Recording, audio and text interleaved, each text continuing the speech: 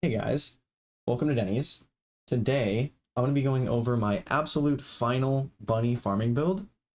More specifically, the module sign of bunny and the two builds I've selected to be my completed bunny build for solely just farming. These builds will not be for bossing in the slightest, as I've socketed everything just for farming and farming alone, and I have Lepic for my bosser. I believe this is a very efficient way to play bunny. Kind of what I'm going for is an extremely fast-paced, 100% guaranteed permanent speed of light bunny without bionic fuel that is nearly invincible while not giving up too much damage for the quality of life, speed, and tankiness. I hope you guys enjoy the build and the video, but stay tuned, let's get into it. And before we do, guys, remember to leave a like if I helped you in any way, comment any feedback you have for me down below in the comment section. Subscribe only if you feel like I've earned it today. If not, next time I will, so keep up to date with the channel. And remember, guys, I'm live on Twitch every single day, so come stop by, say hello. I really enjoy talking to you guys, answering questions, or trying to. It's been really fun gaming, so don't forget to join the community Discord as well. We launched that. It is in the description with the Twitch link below. Now, without further ado, let's hop into some of the bunny farming. Remember to utilize timestamps and video chapters. So firstly, we're going to be going into the reactor and explaining what I believe to be some of the best reactors you can get for farming. We're going to start off with some of my roles here. I'm currently rotating my reactor. I do believe this is the best way to go if you're trying to min-max. You don't need to do this, but depending on what I'm doing in the game, not a lot of people are currently doing this, but I believe it is very good.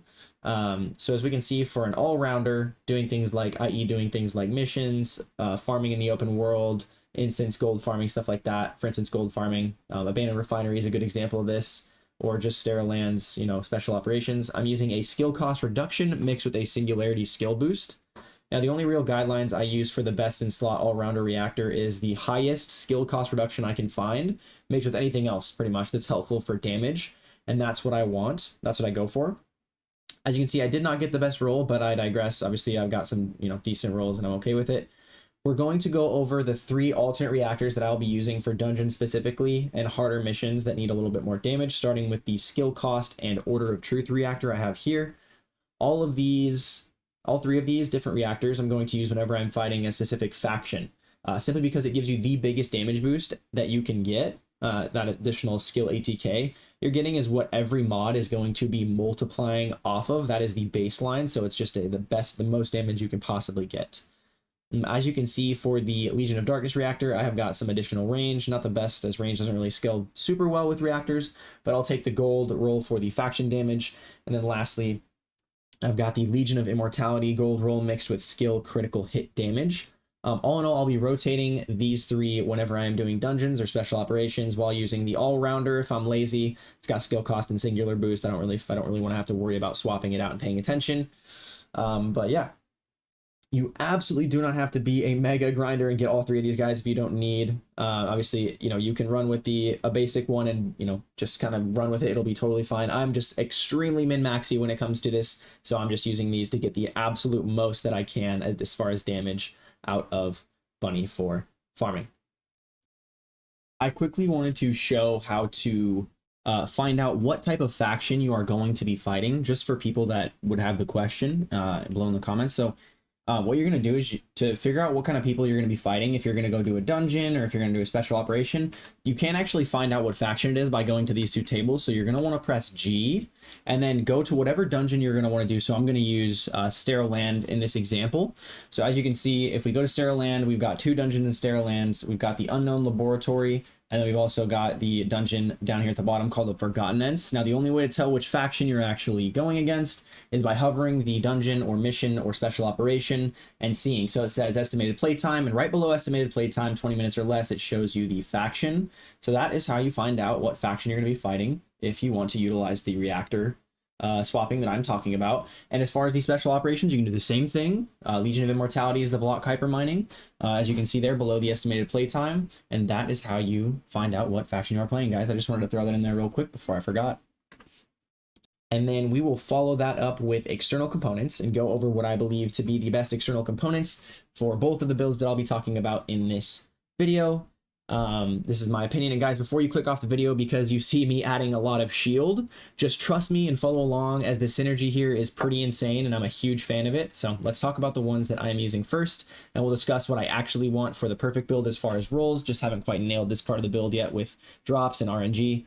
So I've got two pieces of the Supernova set. This is going to be for the 8% electric damage bonus that we get from it.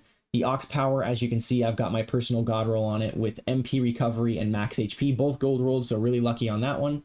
The sensor, I also have a pretty close to god roll with max MP and MP recovery in combat.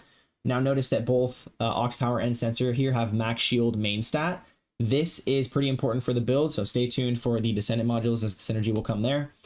Anyway, I am a huge fan of MP recovery in and out of combat and in general, because I like to have my speed of light up for as long as possible without turning it off. You could argue, you know, out of combat, it's not as worth it, but I believe when you're just sitting there without anything to do with sprint being turned off out of combat, having that insane regen time is extremely nice. So as far as the memory and processor, I'm currently utilizing the Slayer set simply because I've got some rolls that I like on them. However, with the memory being another max shield primary stat followed by MP recovery and a nice gold drop rate increase on it. As far as the processor, I've got a max shield and shield recovery modifier on it, simply because, once again, I like having max shield in this build. You'll see why again shortly when we get into the mods. Now, the only change I would do here is I would rather be using the bravery set for the 2-piece bonus that provides instead of the Slayer set, solely because you get a little bit of defense on the memory of the bravery set, and the big thing with that 2-set bonus, you get the 11% bonus shield for equipping the 2-piece set of the bravery. And then we'll hop into the weapon just really quickly here. There's plenty of builds on the Thunder Cage out. I'll be using, this is what I'm going to be using to help out.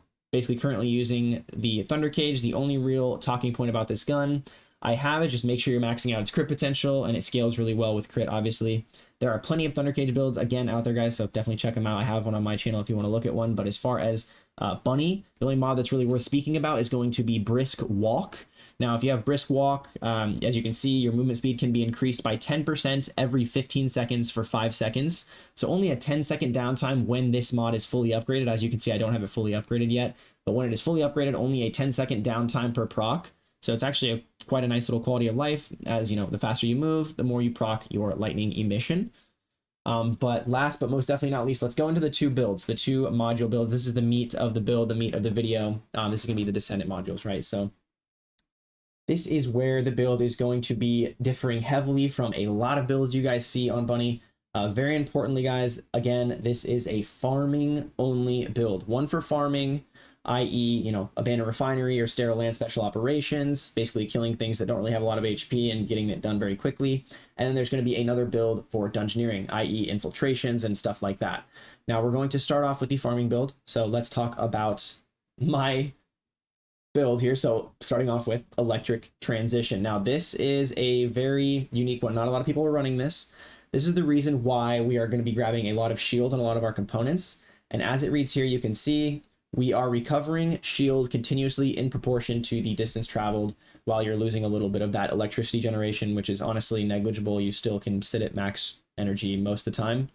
But the key word is proportion to distance traveled, guys. So now the more shield you have does not affect how much you can, you know, recover, but it does directly play with the shield recovery modifier, secondary rolls that you can get on components. So if you have a higher, you know, shield recovery modifier, you're going to be recovering more as you're moving. That's the only thing that really plays into this and why I want that. But this is our main source of tankiness and how we will be investing little into tank mods and more into quality of life and a few damage and range mods. So starting off with the quality of life, we've got Nimble Fingers and both of the Focus on Electric and Singular mods to make sure that we never have to worry about our lightning emission having any downtime at all, creating a 18.7 second cooldown and a 20-second duration, so no overlap. You have a permanent uptime of that. On top of that, we are running Maximize Conversation with Weighing the Scales and Multi-Talented. These are our insane skill cost reduction modules, with Weighing the Scales giving us that little bit of extra shield as well for added tankiness and to synergize with Electric Transition. If you want a bit more tankiness, this is where you can kind of decide if you want to just throw in the increased shield mod that gives you the giant shield benefit, if you don't care about that little bit of extra skill cost reduction that Weighing the Scales gives you. I also want to talk about Multi-Talented really quickly. As if you guys did not know, Multi-Talented snapshots your damage. So it basically gives a permanent 30% damage increase to your lightning emission due to it being a singularity skill. And lastly, for the farming build, we're going to throw on amplification control and skill expansion to get us a 17-meter range for our lightning emission, and that little bit of extra shield for the electric transition synergy from the amplification control. You can absolutely change out amplification control for a maximized range if you don't really care about losing 20% damage and you just want more range, getting you a bit closer to the range cap of 21 meters for this ability. Also, don't forget about MP Collector. We've got that on for no-brainer for bunny farming. And then capping it off with the electric Synctium. I don't really know how to pronounce that. Let me know if I did it wrong. I think that's how you do it. But this is a sleeper mod, in my opinion. It gives you a ton of tankiness with crit hit resistance. Very sleeper. Not a lot of people realize that you can be crit and you can get one shot because of crits. And then it gives you the added benefit of 10.2% extra electric skill power. So very nice. I don't think skill critical hit chance or crit damage is going to really work with this build because you have to kind of stack that for it to really work on Bunny, as she doesn't really have a very good scaling with skill crit, hit chance, and damage. But nonetheless, I digress. We're going to move on to the Dungeoneering build. So we're going to go into the Dungeoneering build. This one is going to be a bit less of a permanent sprinter to get some extra damage back. I do want to clarify that I do go for the full 4-piece Supernova set here. So instead of the Slayer, I equip the Supernova memory and processor. Ideally, you would get MP recovery with defense on the memory. And honestly, any roll on the processor, they all kind of stink other than the increased item acquisition and equipment drop rates.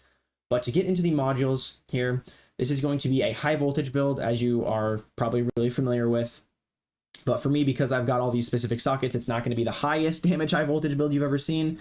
Just going for a little bit of damage because the dungeons don't really have the same amount of mobs as those farmable missions, so we don't really need that big, wide AoE killing everything. Plenty of procs and damage to kill the dungeon mobs with high voltage and do a little bit more damage to the bosses. Again, you can see our quality of life with both focus on singular and electric, giving us the cooldown we need and damage. High voltage becomes a permanent uptime at a 19.3 second cooldown with a 20-second duration, so permanent there, followed by skill insight and concentration for the added crit chance and damage. And as far as our skill cost reduction, I do still use maximized conservation here, but if you guys want to swap to nimble fingers, if you don't really care about the permanent sprint and you want to get that extra 20% damage back, go for it. Again, we're using multi-talented for the permanent 30% damage increase on our high voltage due to the snapshotting tech.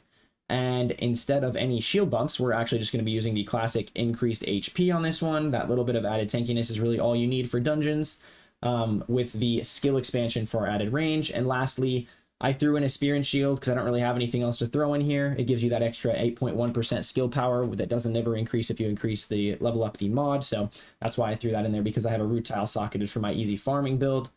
But that is the dungeon build difference. And guys, to be honest, as you can see, I haven't finished her completely. There is there's still one socket. You can see there my bottom middle one. If I socketed that with the catalyst, guys, it's going to make it so I can't run these two different builds, which I believe are very versatile in their own rights. As far as it gets for efficiency, the moral of the story is you will literally be able to speed of light absolutely permanently. You'll notice that your MP bar does not go down like at all when you are sprinting, and you don't have to run bionic field, so you still get full speed. And you're going as fast as possible, proccing your lightning emission as often as you can. You're just going through content really quick. Now, this bunny is my way and how I prefer to play here. I know there's a lot of bunny builds. I just wanted to get my way out because I feel like a lot of people will enjoy the fast-paced play style instead of the overkill damage builds more situated towards bossing and such. To be clear, this is absolutely not a bunny you take into any bosses whatsoever where you see, the 1.7 million crits or whatnot plus. And yeah, this build is just for a Descendant that is clearly made for farming only, and I hope that you guys definitely try it out and enjoy. And other than that, that has pretty much been the video. I seriously appreciate anyone who stayed this far. Don't forget to check out the Discord in the description. Twitch, catch me on Twitch, guys. Like and comments. And I'm out of here. I hope you guys have a great rest of your day, and I'll see you later. Peace out. Goodbye.